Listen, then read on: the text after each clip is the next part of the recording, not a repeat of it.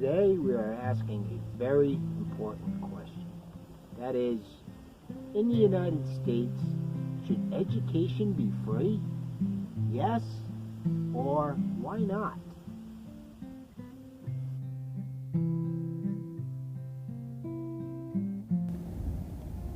Aside from home ownership, higher education cost may be one of the largest financial obligations students will ever face. And rising tuition costs prevent many from attending. School debt impacts financial stability long after graduation, as once they graduate from a four-year college, they are in major debt. Based on data from 2011, AffordableSchools.net suggested that 69% of students graduate with long-term student debt, estimated to be upwards of $1.2 trillion, and the numbers just keep increasing over time. As of October 2016, the Washington Post reported a 2.4% increase after inflation in the cost of college tuition. What would be the benefits of free education, and what obstacles would be encountered in pursuit of this endeavor? With other countries fully funding higher education for their citizens, why does our government not provide the same benefit for us? There are many realistic options for the government to pay tuition for everyone who seeks higher education. Proposed ways the government can pay for free education are, for example, planned tax increases. Or, how about voluntary programs for businesses, where large corporations could donate to and receive a tax break for their contribution?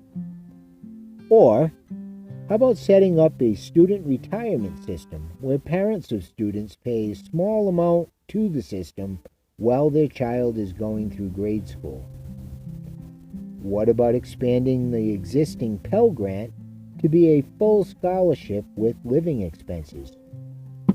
Students would receive assistance based on their academic abilities and merit.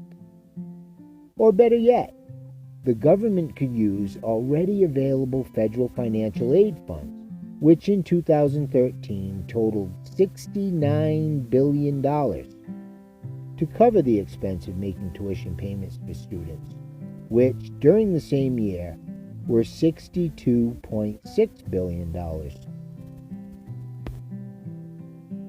According to some, making college free for individuals and their families does not really make it free. It simply shifts the cost from the individual and his or her families to the taxpayer. Some may argue that if the government pays for college education, then an increase in taxes will occur on the American taxpayers.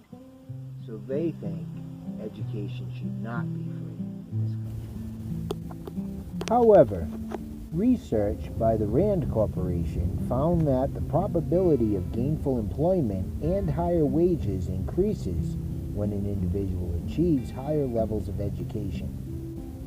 Furthermore, the same research found that the higher earnings realized by more highly educated people result in higher tax payments and higher payments to social support and insurance programs such as Social Security and Medicare.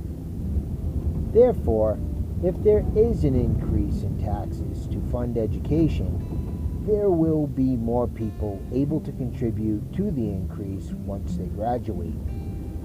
As the most obvious benefit of free education, more people would be able to attend. Without the crushing debt or the inability to secure funding for school, more people would be encouraged to seek a college degree. Families would also be relieved from the burden a large financial obligation poses for all members.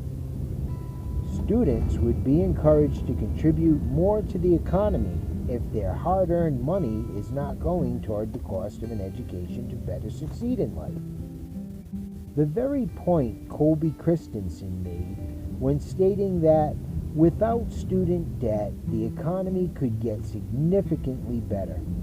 If people didn't have to give so much of their money to banks, they could instead be taking all of that money and putting it back into the economy. Some people oppose offering anything for free, and even may argue students would not be responsible enough since they are getting a free ride through school. However, if someone is already interested in attending college out of need for improving their financial situation, it is highly unlikely they would throw away such an important and advantageous opportunity that may only happen once in their lifetime.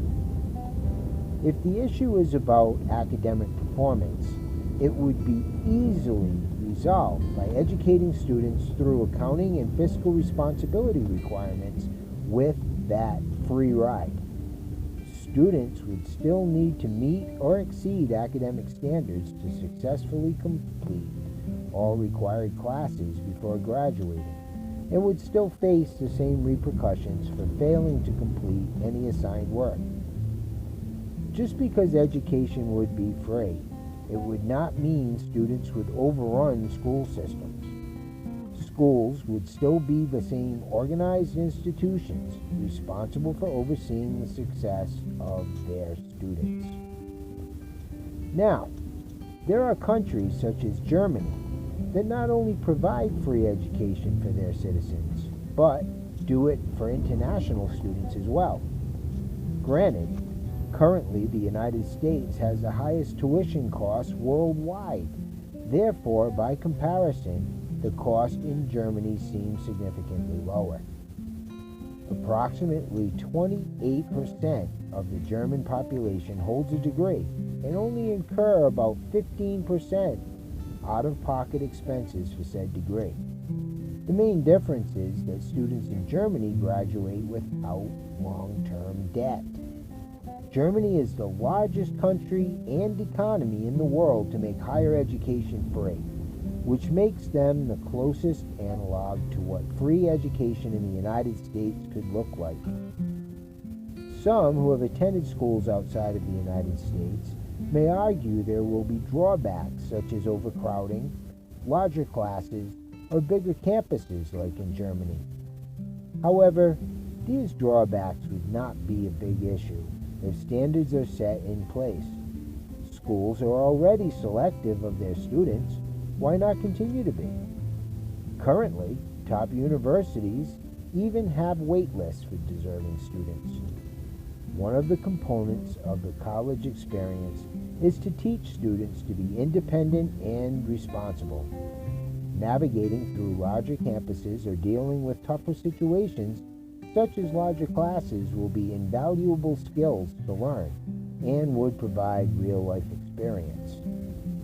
Pursuing a college degree shouldn't be a question of if it can be accomplished. It should be a question of when